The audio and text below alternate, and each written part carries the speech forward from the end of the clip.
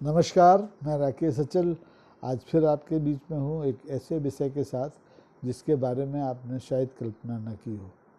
इस समय देश में नेताओं से ज़्यादा अगर सुर्खियों में कोई है तो वो हैं इस देश में सक्रिय डॉन। और डॉन एक ऐसी संस्कृति और एक ऐसी संस्था है जिसके बारे में बहुत ज़्यादा काम हुआ नहीं है। तो मुझे लगा कि आज मैं आपके साथ डॉन के साथ साथ डॉन का जो मूल होता है डाकू, उसको लेकर के एक बातचीत करूं, दोनों में तुलना करने की कोशिश करूं। मैं चूँकि पत्रकारिता के क्षेत्र में जिस इलाके से संबद्ध रहा वो ग्वालियर चंबल इलाका है मध्य प्रदेश का, जो एक ज़माने में डाकुओं का अभयारण्य होता था, डाकुओं की नर्सरी होती थी। और इस इलाके में सक्रिय डाकू गिरोहों ने जो कारनामे किए, दुस्साहसपूर्ण कारनामे किए, उससे उनका जो चरित्र है जनता की और पाठकों की और दर्शकों की रुचि का एक बहुत बड़ा विषय रहा। दर्जनों फिल्में डाकुओं के चरित्र पर बनी, लेकिन जो डॉन है ये और डाकू, इन दोनों में बड़ा बुनियादी अंतर है। डॉन जो है अभी हाल की उपज है, हाल से मतलब आज़ादी के बाद करीबन 3-4 दशक तक डॉनों के बारे में कोई जानता नहीं था। लेकिन डॉन पैदा हुए हाजी मस्तान के बाद से आप लोगों ने, इस देश के लोगों ने डॉन से परिचय प्राप्त किया। लेकिन डकैत तो बहुत पुराने अंग्रेज़ों के ज़माने से इस देश में रहे। केवल मध्य प्रदेश में ही नहीं, बिहार में, उत्तर प्रदेश में, केरल में चंदन, वहाँ पे चंदन के तस्कर नाम आपने सुना ही होगा। तो ऐसे बहुत से डकैत रहे हैं अलग अलग राज्यों में, जहाँ भूमि समतल नहीं है, जहाँ भीड़ है, नदियों के कछार हैं। लेकिन ये जो डाकू होते थे ये न तो किसी की सुपारी लेते थे और न किसी को सुपारी देते थे। इनकी अदावत की वजह अलग होती थी, या तो किसी से व्यक्तिगत रंजिश है, या किसी ने उनको प्रताड़ित किया, पुलिस हो, पटवारी हो, जमींदार हो, माफीदार हो, कोई भी हो, उससे प्रताड़ित लोग होकर के डाकू बनते थे। जातीय उत्पीड़न, अपमान से ग्रस्त लोग डाकू बनते थे। तो वो एक तरह से बगावत की प्रतिक्रिया होती थी डाकू। और डाकुओं के जो गिरोह होते थे वो कभी सुविधाभोगी गिरोह नहीं रहे। मुझे 1978 के बाद से लेके और अभी हाल के 2006 तक चंबल के तमाम सक्रिय और निष्क्रिय, समर्पित और आत्मसमर्पित और बिना समर्पण के डाकुओं से, डाकू गिरोहों के सरगनाओं से बातचीत करने का मौका मिला। उन पर मैंने बहुत काम किया, फिल्में भी बनाई, लिखा भी। लेकिन कोई डॉन मेरी पकड़ में नहीं आया। डॉन किसी की पकड़ में नहीं आता, पुलिस की भी पकड़ में नहीं आता। और आ भी जाए तो थोड़े बहुत दिन जेल में रहता है और बड़े ऐश के साथ रहता है। 5 स्टार सुविधाएं जेल में उसे हासिल होती हैं, और वो कब निकल के पड़ोस के देश में पाकिस्तान चला जाए, अमेरिका चला जाए, ना हमारी पुलिस जानती है, ना हमारी सरकार जानती है। डाकुओं के बारे में जो मेरी मान्यता है, मैंने देखिए पुतलीबाई और मान सिंह, ये जो अपने ज़माने के बड़े डाकू थे, ये मेरे जन्म से 1 साल पहले पुलिस मुठभेड़ों में मारे गए। लेकिन इनके जो अंतिम चित्र थे मुठभेड़ के, वो संयोग से मेरे संग्रह में हैं। कभी मौका आएगा तो आपको दिखाऊंगा। पुतलीबाई का भी है, मान सिंह का भी है। सुल्ताना पुतलीबाई का प्रेमी हुआ करता था। पुतलीबाई अपने आप में एक किंवदंती बन गई, क्योंकि वो नर्तकी थी, आला गायन करती थी, और एक तरह से समझिए जो होते ना नगर बधू जैसी, उस तरह की पारिवारिक महिला थी। उसको डाकू उठा के ले गए और अंततोगत्वा उसको बीहड़ के जीवन में समाहित होना पड़ा, बंदूक चलाना सीखना पड़ा। एक मुठभेड़ में उसकी बाँह चली गई, एक ही हाथ रह गया, उस एक हाथ से भी बंदूक चलाती थी। और उसको लेकर के जितनी किंवदंतियाँ बनी, भगवानी माले की फिल्में भी आपने देखी होंगी पुतलीबाई पर, 2-3 फिल्में तो मुझे भी याद है जो बनी। मान सिंह डाकू थे, बहुत बड़ा गिरोह था उनका चंबल में। अब मीलों पैदल चलते थे, रात भर पैदल चलते थे, दिन में अदृश्य हो जाते थे चंबल के भीड़ों में, फिर वारदातें करते थे, फिर भीड़ों में समा जाते थे। पुलिस से आए दिन उनकी मुठभेड़ें होती थी, बड़ी दुस्साहसिक मुठभेड़ें होती थी। कभी उनके लोग मारे जाते थे, कभी पुलिस के लोग मारे जाते थे। और लेकिन उनकी छवि चंबल में, और चंबल से इतर आप इधर चले जाएं, उत्तर प्रदेश का जो सीमावर्ती इलाका है, मैनपुरी, इटावा, इस इलाके में उनकी छवि रॉबिन हुड जैसी थी, क्योंकि वो इधर अमीरों को लूटते थे तो गरीबों को उसका बंटवारा करते थे। लड़कियों की शादियाँ हो, दवाई हो, भूमि विवाद हो, वो सब बैठ के निपटाते थे। तो रॉबिन हुड की छवि थी। लेकिन देश में हाजी मस्तान से लेकर के और आज के जो नए डॉन चर्चा में हैं, लॉरेंस बिश्नोई तक, इनकी छवि मैंने कभी देखा नहीं कि रॉबिन हुड की छवि हो। क्योंकि जो डॉन होता है वो एक तो बीहड़ में नहीं रहता है, उसका जीवन इतना कष्टप्रद नहीं होता जितना डाकुओं का होता है, और दूसरे डॉन खुद कुछ नहीं करता, उसके गुर्गे करते हैं, सैकड़ों गुर्गे होते हैं। बड़े चंबल के गिरोह में तो डाकुओं गिरोह में एक ज़माने में 150 तक आदमी होते थे। लेकिन आज हम देखते हैं कि जो लॉरेंस बिश्नोई टाइप के जो डॉन हैं, इनके गिरोह में 600 700 लोग हैं, हर ज़िले में हैं, हर सूबे में हैं। तो इनके और उनके कामकाज में बहुत अंतर है। डॉन सुपारी लेता भी है कि किसको मरवाना है, सुपारी देता भी है कि किसको मारना है, लेकिन ये काम डाकू खुद करता है, न किसी से सुपारी लेता है न किसी को देता है।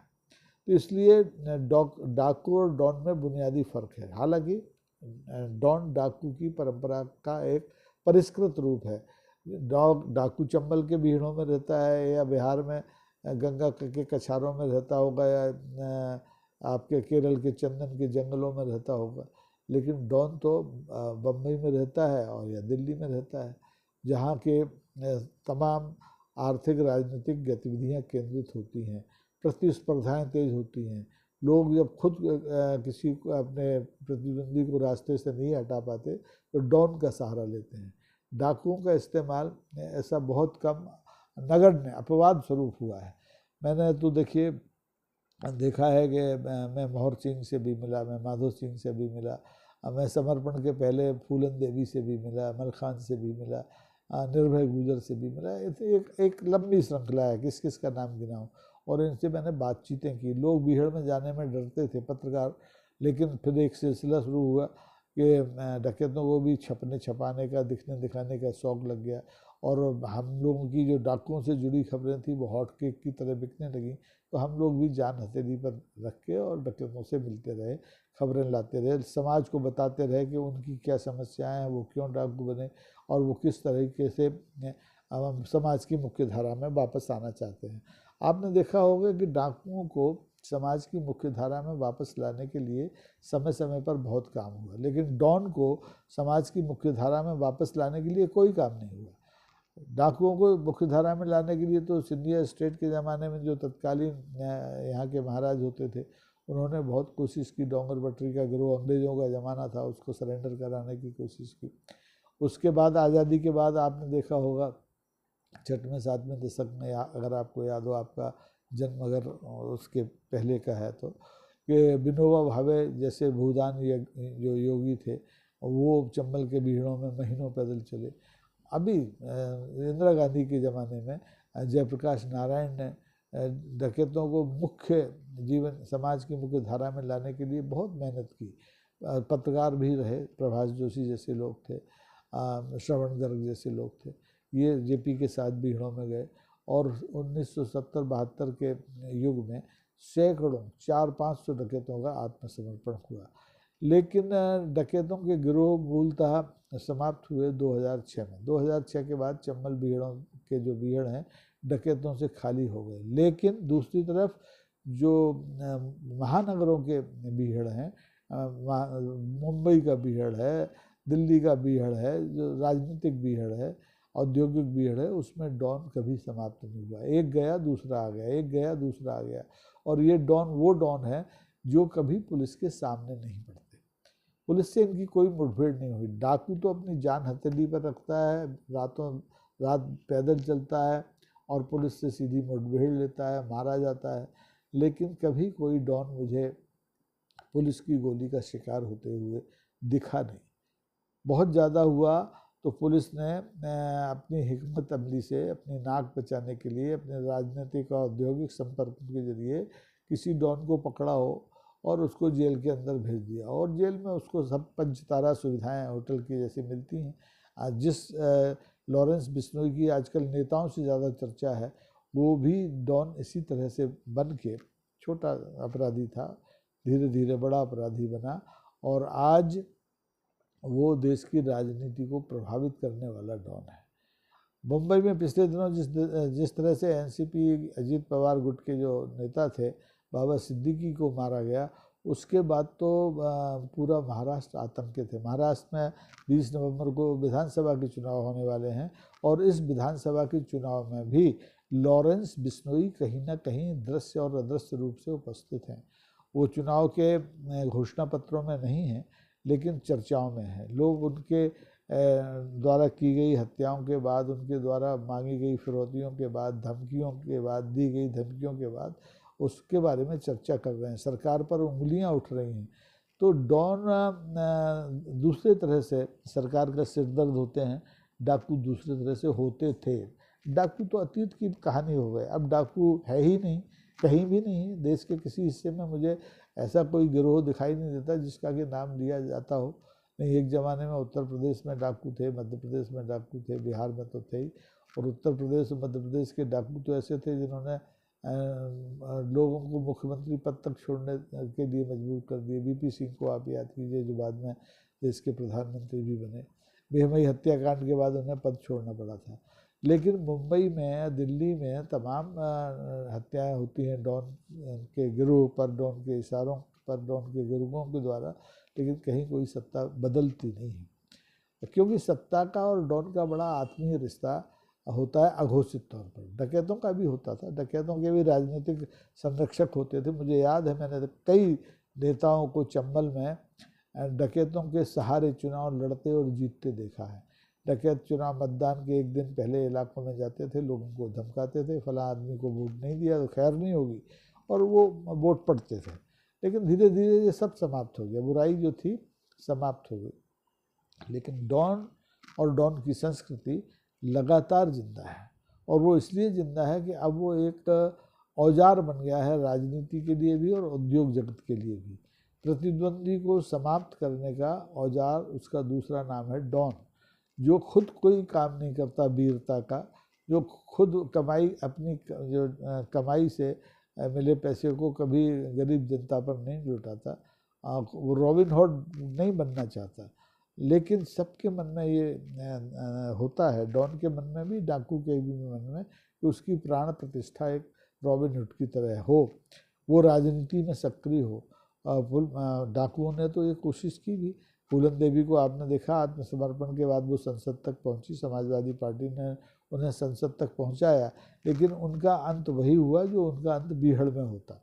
वो बीहड़ में भी पुलिस की गोली से मारी जाती, और दिल्ली के बीहड़ में भी वो किसी गुंडे की गोली से मारी गई। एक हमारे यहाँ अभी चंबल में मलखान सिंह हैं, बेचारे लगातार 20-25 साल से विधानसभाओं के चुनाव लड़ रहे हैं। आत्मसमर्पण के बाद से उन्होंने भी 80 के आसपास समर्पण किया था, लेकिन आज तक उनकी किस्मत चेती नहीं। तमाम राजनीतिक दलों में वो हो आए, उसके सदस्य बन लिए, उनके टिकटों पर चुनाव लड़ लिए, लेकिन जीत नहीं पाते।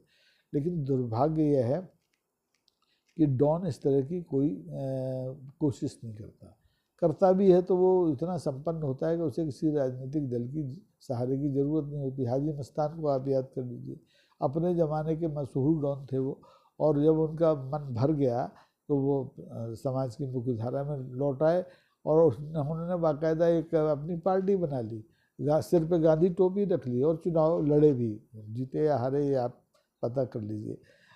लेकिन स्थिति ये है कि मान प्रतिष्ठा डॉन भी चाहता है, डाकू भी चाहता है, लेकिन सबके तरीके अलग अलग हैं। डाकू भीड़ छोड़ के समाज के बीच में खड़े होकर मान प्रतिष्ठा की लोकतांत्रिक तरीके से जो प्रक्रिया है उसमें हिस्सेदारी करके मान प्रतिष्ठा चाहता है, लेकिन डॉन बंदूक की जो गन पॉइंट पर मान प्रतिष्ठा चाहता है, लोगों को मार कर, लोगों को मरवा कर। अब आप देखिए, अगर राजनीतिक संरक्षण डॉन्स को ना हो, डकैतों को ना हो, तो क्या ये एक दिन भी जिंदा रह सकते हैं? शायद नहीं रह सकते।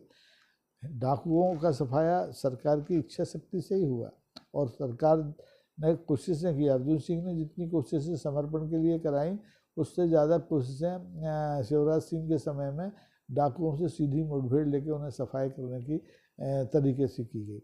लेकिन डॉन की सफाई के लिए किसने क्या कोशिश की मुझे तो याद नहीं आता।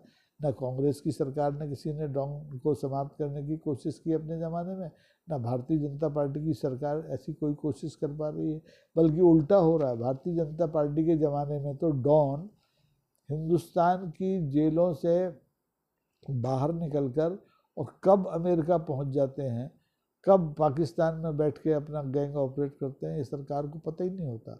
और अगर होता भी है तो उसके पास इतनी ताकत नहीं होती कि जैसे अमेरिका जैसे देशों से तो आपकी प्रत्यावर्तन संधि है, आप उस डॉन को गिरफ्तार करके हिंदुस्तान वापस ला सकते हैं, नहीं लाया जा रहा है।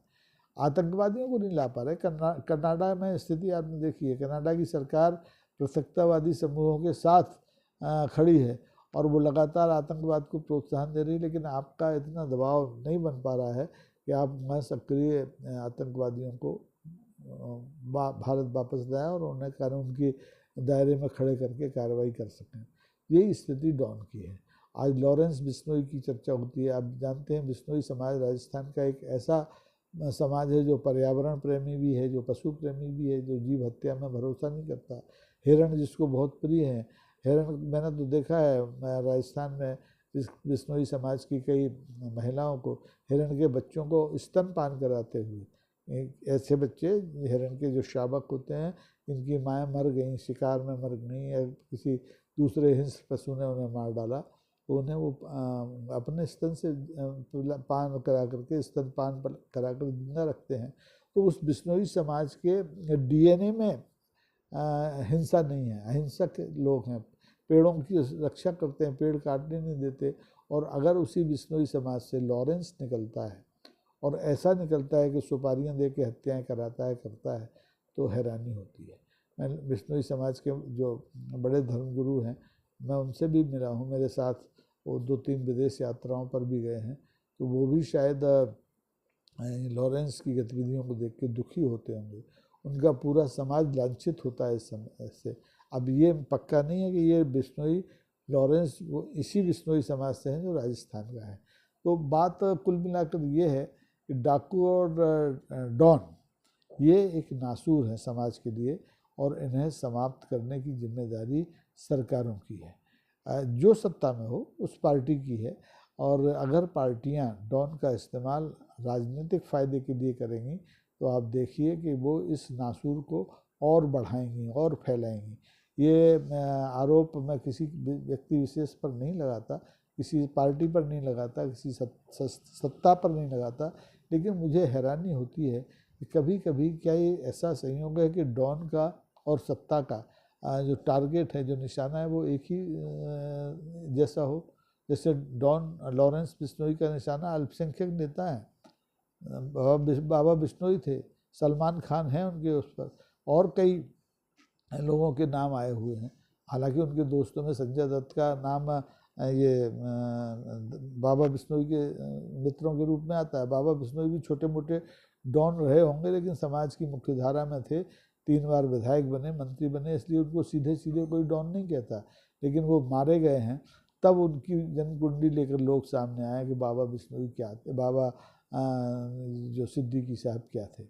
तो कुल मिलाकर डॉन तो डॉन होता है, चाहे वो राजनीतिक आवरण ओढ़ ले, चाहे वो खादी पहन ले, चाहे वो मुड्डी पहन के आपके सामने आ जाए, वो अपने आप को छिपा नहीं सकता है। तो ऐसे लोगों से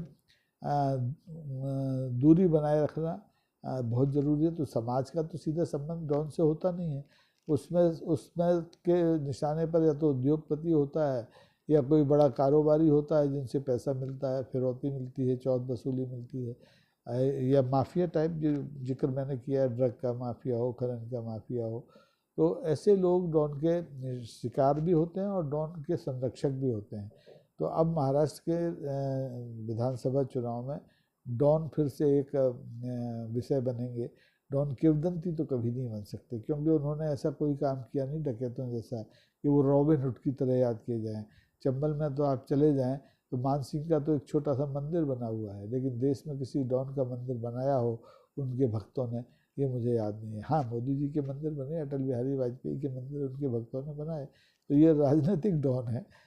और इनकी मॉडस ऑपरेंडी डकैतों और मुंबई की डॉनों जैसी नहीं होती। ये दूसरे ढंग से इनका एजेंडा अलग होता है और ये अलग तरीके से काम करते हैं। खैर, मैं लौटकर असली विषय पर आता हूँ कि डॉन और डाकुओं में भेद करना सीखे समाज, और अपने अपने जिन दलों से उनका संपर्क है उन पर दबाव बनाने की कोशिश करे कि वो इन डॉन को, इन डाकुओं को, सफ़ेद पोश डाकुओं को, अब बिहड़ के डाकू तो बचे नहीं, सफ़ेद पोश डाकुओं और सफ़ेद पोश डॉन जो देश में भी हैं विदेश में भी हैं, उनका खात्मा करने का संकल्प ले, राजनीतिक संकल्प ले, लोगों से बात करके बताए, कहे, आश्वस्त दे, गारंटियाँ दे। फालतू की गारंटियाँ देने से कोई मतलब नहीं है। गारंटी दे कि इस देश को डॉन विहीन किया जाएगा। जैसे मध्य प्रदेश में डाकू विहीन मध्य प्रदेश हो गया, ऐसे ये देश, ये महाराष्ट्र डॉन विहीन हो जाएगा। उस दिन जलेबी खाई जा सकती है। तो आज के लिए सिर्फ इतना ही। मैं फिर से आपसे निवेदन करूंगा कि आपको ये नितांत निजी चर्चा मित्र की तरह मैं आपसे बात कर रहा हूँ, आप सुन रहे हैं। अगर अच्छी लगती है कृपा करके लाइक करिए, और अच्छी लगती है तो मित्र समूहों में बांटिए इस वीडियो को, छोटा सा वीडियो है, और सब्सक्राइब करेंगे तो और अच्छा होगा, मेरा परिवार बढ़ेगा। अभी तो बहुत छोटा सा परिवार है, 110 मित्रों ने अभी नियमित रूप से इसको देखना सुनना शुरू किया है। मेरा निवेदन होगा कि एक एक दर्शक अगर 5-5 लोगों को जोड़ दे तो ये मंच थोड़ा बड़ा हो सकता है। आज के लिए सिर्फ इतना ही। धन्यवाद। जय हिंद। नमस्कार।